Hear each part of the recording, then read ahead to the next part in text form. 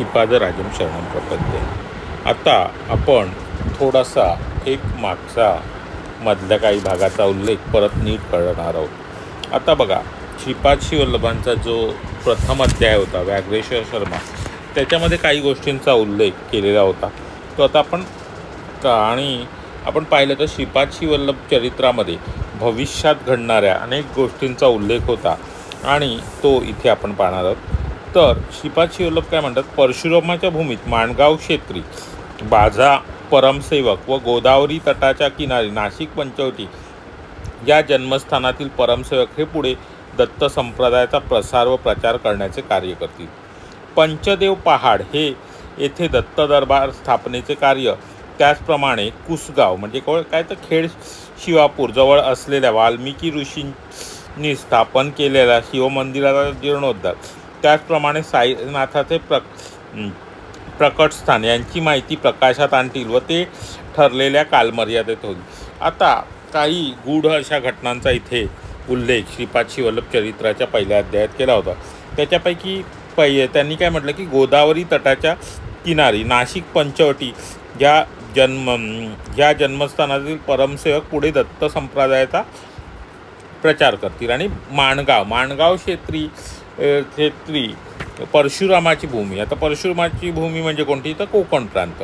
तर कोकण प्रांतातील माणगाव हे कुडाळपासून जवळ असलेले माणगाव, तिथे दुसरा परमसेवक त्यांचा प्रचार करेल असा उल्लेख स्पष्ट। म्हणजे आता श्रीपाद श्रीवल्लभांचा काळ बघा, श्रीपाद श्रीवल्लभ कधी होऊन गेले, 1300 मध्ये, आणि त्यांनी 1300 मध्ये या पुढे होणाऱ्या घटनांचा उल्लेख केलेला आहे। तर आणि या कार्याला श्रीपाद श्रीवल्लभांचे मातुल घराण्यातील 33व्या पिढीचे मार्गदर्शन लाभेल।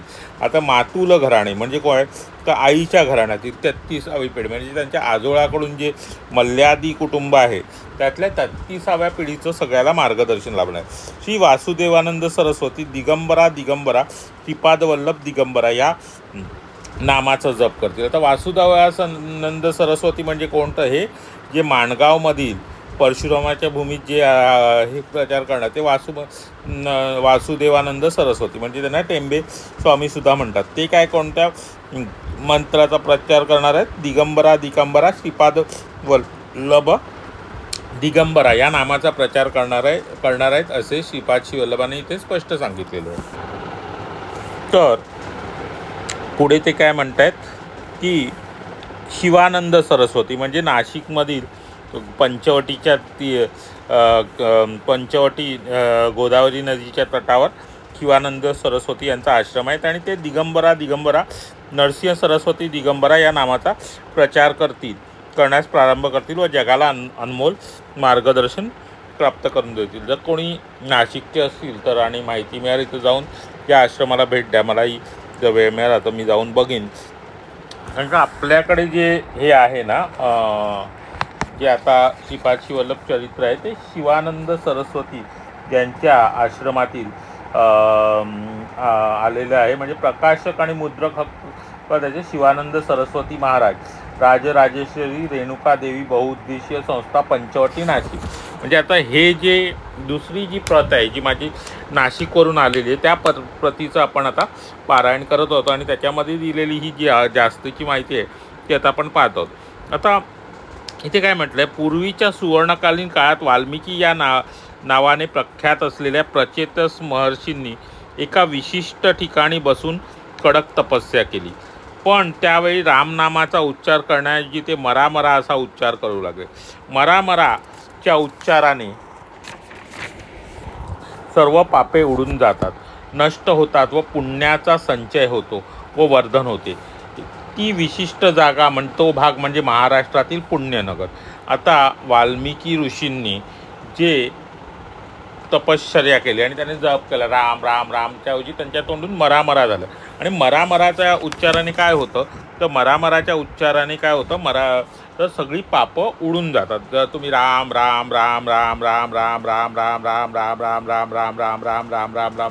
करत गेलात तर त्याचा आपोआप मरा असा उच्चार होतो आणि त्याच्यामुळे सगळी पापं उडून जातात आणि पुण्याचा संचय होतो। म्हणजे रामनामाचं सुद्धा महत्त्व इथे सांगितलेलं आहे। ती विशिष्ट जागा म्हणजे पुण्यनगर. आणि त्या वाल्मिकी ऋषींनी जिथे बसून ते तप केलं ती जागा म्हणजे आता पुण्यनगरी म्हणजे कोणती नगरी हे आता कोणाला सांगण्याची गरज नाही, कारण आपलं जे आताचं पुणे आहे त्याला पुण्यनगरी असे म्हणतात. तर त्याचा स्पष्ट उल्लेख इथे आलेला आहे की बघा, मराठा या शब्दाचा अर्थ उडून जाणे किंवा नष्ट होणे असा आहे. आता मराठा, आता मराठा असा उच्चार, आणि मराठाचा उच्चार काय आहे, अर्थ काय, उडून जाणे. म्हणजे आपण जे म्हणतो मी मराठा म्हणजे काय, तर नष्ट होणे किंवा उडून जाणे. विशिष्ट नगर पुणे या नावाने ओळखले जाते. आणि जिथे त्यांनी हे जे जप केलं त्या पुण्य नगरी ही पुणे या नावाने ओळखली जाते. आणि या पुण्यामध्ये जी बोली भाषा बोलली जाईल त्याला मराठी भाषा म्हणून प्रख्यात होईल असं त्यांनी तेव्हा सांगितलं होतं. आणि या भागात बोलली जाणारी भाषा मराठी भाषा म्हणून विख्यात होईल. तेव्हा तुम्ही ती भाषा ऐकाल तेव्हा तुम्हाला असे वाटेल की लोक नुसते भांडत आहेत. जेव्हा मराठी भाषा ऐकाल तेव्हा तुम्हाला असं वाटेल की लोक नुसते भांडत आहे, पण ते भांडत नसून ती भाषा त्या लोकांचा आत्मसंघर्ष सूचित आणि निर्देशित करते. मराठी भाषेच्या पायाभूत रचनेचा संबंध देहभावाच्या, जागृतीच्या, प्राप्तीच्या, उत्क्रांतीवादी प्रक्रियेशी अत्यंत जवळचा आहे. म्हणजे आपल्या मराठी भाषेचा संबंध कशाशी असणार आहे ते तेव्हा त्यांनी सांगितलं बघा. तर त्याचा संबंध देहभावाच्या, जागृतीच्या आणि प्राप्तीच्या, उत्क्रांतीवादी प्रक्रियेशी जवळचा संबंध असेल. थोडंसं समजण्यास कठीण आहे. म्हणजेच आत्म्याच्या जागृतीशी तसेच देहातून बाहेर पडणाऱ्या जागृतीमध्ये वेगाने प्रगती करणार असेल. म्हणजे मराठी भाषा ही आपल्याशी की ते आत्म्याच्या जागृतीशी संबंधित असेल आणि देहातून बाहेर पडणाऱ्या जागृतीचा वेगाने प्रगती करणारा आहे. म्हणून दत्तप्रभूंची इच्छा आहे की ती मराठी भाषेमध्ये सिद्धग्रंथ निर्माण व्हावेत. म्हणून दत्तप्रभूंची काय इच्छा होती की मराठी भाषेमध्ये सिद्धग्रंथ निर्माण व्हावेत. त्यामुळे मानवजातीचे फार मोठ्या प्रमाणावर कल्याण होईल आणि त्यांचा फायदा होईल असं श्रीपाद श्रीवल्लभांनी तेव्हा म्हटलेलं आहे. त्याचबरोबर तू हेही लक्षात घे की ईश्वराने अर्जुनाला दिलेल्या वरानुसार ज्ञानेश्वरी नावाचा महान ग्रंथ मराठी भाषेत खूप लोकप्रिय होईल असे भाकीत केले. तर त्यावेळेला श्रीपाद श्रीवल्लभ प्रभूंनी काय भाकीत केले, तर श्रीकृष्णांनी अर्जुनाला दिलेल्या वरानुसार ज्ञानेश्वरी नावाचा ग्रंथ हा कोणत्या भाषेत प्रसिद्ध होईल, मराठी भाषेत लोकप्रिय होईल असे भाकीत केले. श्रीपादांच्या आणि नरसोबांच्या म्हणजे नरसिंह सरस्वतींच्या दिव्य जीवनाचा इतिहास हा मराठीत लिहिला जाईल व त्या ग्रंथांना सिद्ध ग्रंथ म्हणून मान्यता मिळेल. म्हणजे आता हे श्रीपाद श्रीवल्लभ चरित्र आहे किंवा नरसिंह सरस्वतींचं ज्या चरित्र आहे ज्याला आपण गुरुचरित्र म्हणतो, हे दोन्ही चरित्र ही मराठीत लिहिली जातील आणि त्यांना सिद्ध ग्रंथांचा दर्जा प्राप्त होईल किंवा मान्यता मिळणार. आणि बघा, म्हणजे आज आपण जे श्रीपाद श्रीवल्लभ चरित्राचं पारायण करतोय म्हणजे किती मोठ्या सिद्ध ग्रंथाचं आपण पारायण करतो. खरंच श्रीपादांची इच्छा आहे, आपलं नशीब आहे म्हणून आपण हे वाचू शकतो, त्यातल्या घटनांचा अर्थ समजून घेऊ शकतो. नेहमी त्या घटनांचा अर्थ लावता आला पाहिजे. आता पुढे ते काय म्हणतात, तू हेही लक्षात ठेव की अर्जुनाला पुन्हा एकदा गीता ऐकण्याची इच्छा झाली होती, पण श्रीकृष्ण म्हणाले ते अशक्य आहे. पण त्याचबरोबर त्याने वर दिला की परमेश्वराच्या श्रीवाणीची ध्वनिशक्ती ज्ञानेश्वर या नावाने मनुष्य रूपात जन्म घेईल. आता लक्षात घ्या, ज्ञानेश्वर म्हणजे काय, तर परमेश्वराच्या श्रीवाणीची ध्वनिशक्ती ही जेव्हा ज्ञानेश्वर या नावाने मनुष्य जन्म घेईल आणि तो गीताभाष्य मराठी भाषेमध्ये लिहील, तो ग्रंथ एक महान सिद्धग्रंथ होईल, सिद्धग्रंथ म्हणून ओळखला जाईल व त्याला मान्यता पावेल. म्हणजे बघा, आपल्या ज्ञानेश्वरीचं महत्त्व, ज्ञानेश्वरी आता प्रथमतः ज्ञानेश्वर महाराज हे ज्ञानेश्वरी लिहिणार आहेत आणि ते का लिहिणार आहेत आणि त्याचं कसं पुढे प्रसिद्धी होणार आहे हे श्रीपाद श्रीवल्लभांनी आधीच सांगून ठेवलेलं होतं आणि त्याचं इथे उच्चार आहे. श्रीपाद म्हणजे दत्तप्रभूंनी खेचरी मुद्रेतील एका निराकार योग्याच्या रूपात ज्ञानेश्वर महाराजांना दर्शन दिले होते. आता आपण जर आधीचा अध्याय जेव्हा वाचला होता तेव्हा अध्यायामध्ये एवढाच उल्लेख आला होता की परमेश्वराच्या वाणीची ध्वनिशक्ती ज्ञानेश्वर या नावाने मनुष्यरूप घेईल आणि त्यांना ज्ञानेश्वर प्रभूंना दत्तप्रभूंनी खेचरी मुद्रेतील निराकार योगाच्या रूपात दर्शन दिले होतं, एवढा उल्लेख आला होता. पण बघा, म्हणजे काही घटनांचा काही याचा कसा उल्लेख आणि ज्ञानेश्वरीचंही महत्त्व आपल्याला श्रीपाद श्रीवल्लभ चरित्रामध्ये सांगितलेलं आहे. आणि आपल्या मराठी भाषेचं महत्त्व इथे सांगितलेलं आहे की मराठी भाषा ही कशी म्हणजे आपल्याला आध्यात्मिक प्रगतीसाठी उत्थानासाठी सुद्धा आपल्या भाषेचा उपयोग होणार आहे किंवा ही भाषा आत्म्याच्या जागृतीसाठी तसेच देहातून बाहेर पडणाऱ्या जागृतीमध्ये वेगाने प्रगती करणारा आहे. कळलं ना. मराठी भाषेचा पायाभूत संबंध कशाशी आहे ते इथे सांगितलेलं आहे. म्हणजे आपण काही गोष्टींचा उल्लेख करतो. नेहमी म्हणतो की लाभले आम्हास भाग्य बोलतो मी मराठी. तर खरंच आपण मराठी असले आहोत आणि आपण हा मराठी भाषेतला हा ग्रंथ वाचू शकतो. हे आपलं खरंच भाग्य आहे. आणि त्या भाषेचं महत्त्व हे प्रत्यक्ष श्रीपाद प्रभूंनी सांगितलेलं आहे. आणि ज्ञानेश्वर म्हणजे कोण तर परमेश्वराच्या वाणीची ध्वनी शक्ती होती. म्हणजे परमेश्वराला जे काही म्हणायचं होतं परमेश्वराने म्हणजे श्रीकृष्णाने जेव्हा गीता सांगितली तेव्हा कसं ते बोलून वधून सांगितली होती. ती वाणीची त्यांची शक्ती होती. आणि पुढे जेव्हा अर्जुनाला गीता ऐकण्याची इच्छा पुन्हा एकदा ऐकण्याची इच्छा झाली तेव्हा काय ते म्हणाले की आता ही गीता ते अशक्य आहे. पण ज्ञानेश्वर हे जेव्हा पुढे जन्म घेतील माझ्या ध्वनीची शक्ती घेऊन तेव्हा ते ज्ञानेश्वरी लिहितील आणि गीता भाष्य हे मराठीमध्ये करतील असं त्यांनी तेव्हा सांगितलेलं होतं. आणि त्या ज्ञानेश्वरांना दत्तप्रभूंनी निराकार अशा योग्याच्या रूपात ज्ञानेश्वर महाराजांना दर्शन दिलेलं आहे. बघा किती सुंदर उल्लेख इकडे आलेला आहे. तर आता पुढे ते काय म्हणतात, प्रिय शंकर भट्टा तू हे लक्षात घे की ध्वनिशक्ती मानवाचे प्राण्याचे व पक्ष्याचे रूप धारण करते. आपली जी ध्वनिशक्ती आहे ते कधी कधी काय होतं मानवाचे म्हणजे प्रभूची ध्वनिशक्ती आहे ही मानवाचे प्राण्याचे आणि पक्ष्याचे रूप धारण करते. त्या ऊर्जा शक्तीचे परिवर्तन भौतिक वस्तूमध्ये होते. म्हणजे ती जी ऊर्जा शक्ती त्याचं परिवर्तन भौतिक वस्तूमध्ये होते. भगवान श्रीकृष्णांच्या दिव्यवाणीचे शक्तीचे रूपांतर ज्ञानेश्वर नावाने ओळखल्या जाणाऱ्या व्यक्तीमध्ये झाले. म्हणजे आता इथे स्पष्ट उल्लेख दिला आहे की भगवान श्रीकृष्णांच्या दिव्यवाणीच्या शक्तीचे रूपांतर ज्ञानेश्वरांमध्ये झालं. म्हणजे ज्ञानेश्वर म्हणजे कोण होते तर भगवान श्रीकृष्णाच्या दिव्यवाणीच्या शक्तीचे रूपांतर होते. आणि त्याच्यामुळेच त्यांच्याकडून ज्ञानेश्वरी हा ग्रंथ लिहिला गेला आणि त्यांच्याकडून गीतेवर भाष्य केले गेले. कारण का भगवान श्रीकृष्णाने सांगितले गीता पुन्हा सांगणं शक्य नाही, पण जेव्हा माझ्या वाणीच्या शक्तीचे ज्ञानेश्वर म्हणून रूपांतर होईल, ज्ञानेश्वर नावाच्या मनुष्यामध्ये रूपांतर येईल, तेव्हा तो गीतेवर भाष्य करणारा ग्रंथ लिहेल ज्ञानेश्वरी नावाचा.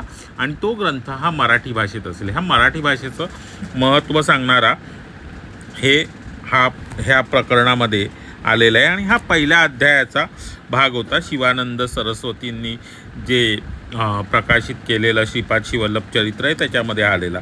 आता पुढे इथे ते काय म्हणत आहेत की नैसर्गिक भौतिक पदार्थ आणि शक्ती यांची एकमेकात आंतरिक अदलाबदल होते.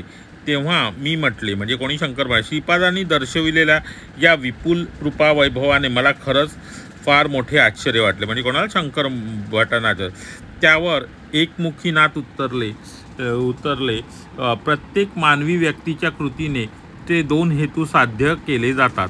पहिला वैयक्तिक कामासाठी आणि दुसरा अखिल विश्वाच्या फायद्याचा होतो. तेव्हा त्या सर्वश्रेष्ठ महान शक्तींनी ह्या महान ग्रंथाचं लेखक म्हणून तुला निवडले आहे.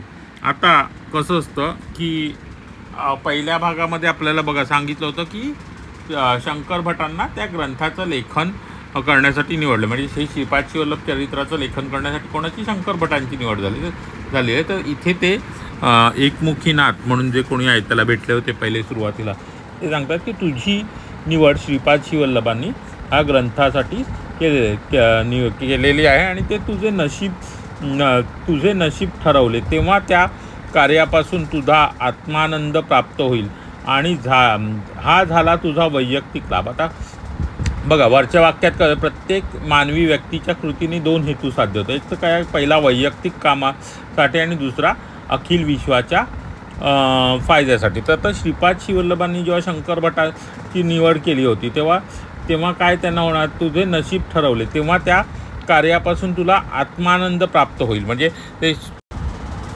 श्रीपाद श्रीवल्लभ चरित्र लिहिल्यानंतर काय होणार आहे तर शंकर भटांना एक आत्मानंद म्हणजे एक आंतरिक आनंद मिळणार आहे. आणि तो त्याचा वैयक्तिक लाभ असेल। आणि जेव्हा सर्व लोक भविष्यकाळात हा ग्रंथ वाचतील तेव्हा त्यांना त्यापासून आत्मानंद प्राप्त होईल, हा विश्वाला प्राप्त झालेला लाभ आहे। आणि आपण किंवा सगळ्या विश्वातले जे लोक आहेत तेव्हा जेव्हा ते ग्रंथ वाचतील तेव्हा त्यांनासुद्धा एक परम आनंद किंवा आत्मिक आनंद मिळणार आहे। तर आपण जेव्हा हा ग्रंथ वाचतो, त्यातले संदर्भ वाचतो, तेव्हा बघा आपल्याला कुठेतरी एक आत्मिक आनंद किंवा एक समाधान मिळतं, एक सुख मिळतं प्रत्येकाला, कथा ऐकणाऱ्याला।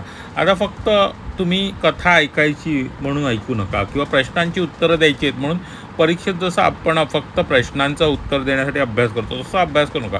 त्यातला एक एक शब्द, त्याचा अर्थ समजून घ्या। फक्त प्रश्न विचारण्याचा हेतू हेच की कथा चालू असताना किंवा तो कथेचा व्हिडिओ चालू असताना तुम्ही तो लक्षपूर्वक ऐकावा, तुमच्याकडून तो लक्षपूर्वक ऐकला जावा। फक्त कुठेतरी आपल्याला कुठेतरी यूट्यूबवर काहीतरी येते आणि आपण ते चालू करून बसतो आणि मग ते आपलं पूर्णपणे लक्ष नसतं, इतर कामात गुंग होऊन जातो आणि मग तो फक्त नंतर काही वेळेला कठीण याचा संदर्भ राहत नाही किंवा आपण ते विसरतो। म्हणून तसे होऊ नये, तुमचे लक्ष राहावे, ते पूर्णपणे तुम्ही मन लावून कथा तुमच्याकडून व्यवस्थित लक्षपूर्वक ऐकली जावी।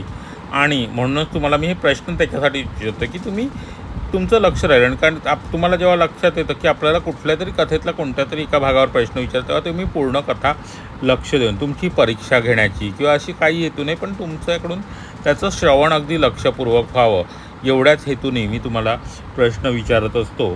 तर या श्रीपाद श्रीवल्लभ चरित्राचा आपल्याला जो आत्मिक आनंद मिळणार आहे तोच त्याचा दुसरा हेतू आहे। तथाकथित चरित्रामृत साधकांवर प्रचंड लाभाचा वर्षाव करेल। आता बघा, त्याच्या सर्व भौतिक आध्यात्मिक इच्छा पूर्ण करेल। तुझ्यात असे लक्षात येईल की हा महान ग्रंथ म्हणजे दुसरे तिसरे काही नसून गुरुचरित्र आहे। ते चरित्रामृत तू 18 खंडांमध्ये लिहिशील।